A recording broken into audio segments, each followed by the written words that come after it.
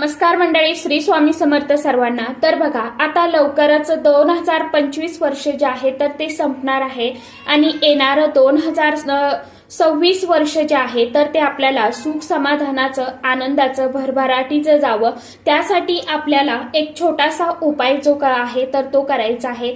फक्त आपण आता नवीन वर्षाला लवकरच सुरुवात होणार आहे आणि बऱ्याचशा जणांनी नवीन कॅलेंडर जे आहे तर ते घरामध्ये आणलेले सुद्धा असतील, काहींनी आणलेले नसतील, परंतु आपण ज्यावेळी ते कॅलेंडर घरामध्ये आणतो तर त्या अगोदरचं म्हणजे 2025चं जे कॅलेंडर आहे तर ते कॅलेंडरचं काय करावं, किंवा येणारं आपण हे 2026चं जे कॅलेंडर आहे नवीन वर्षाचं तर ते आणल्यानंतर कोणत्या भिंतीवरती लावावं, कोणत्या दिशेला लावावं, आणि त्या कॅलेंडरवरती आपल्याला 2 शब्द जे आहेत तर ते आवर्जून लिहायचे आहे। हा थोडक्यात एक उपायच आहे मी तर म्हणेन। हा उपाय तुम्हाला कशा पद्धतीने करायचा आहे, कॅलेंडर नक्की कोणत्या दिशेला लावायचं आहे, वास्तुशास्त्रानुसार कॅलेंडर कोणत्या भिंतीवरती लावावं, याविषयीचा व्हिडिओ मी आपल्या चॅनलवरती अपलोड केलेला आहे।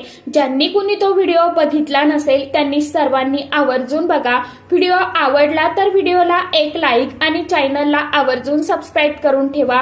तर आता हा व्हिडिओ तुम्हाला कसा बघायचा आहे, तर खाली तुम्हाला जो त्रिकोण दिसतोय ना तर त्या त्रिकोणवरती क्लिक करायचं आहे, म्हणजे त्या व्हिडिओची लिंक तुम्हाला मिळून जाणार आहे।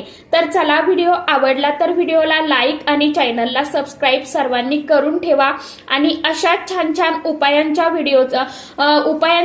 माहितीचा सर्वांनी लाभ घ्या। भेटूया परत नवीन व्हिडिओमध्ये, तोपर्यंत सर्वांना श्री स्वामी।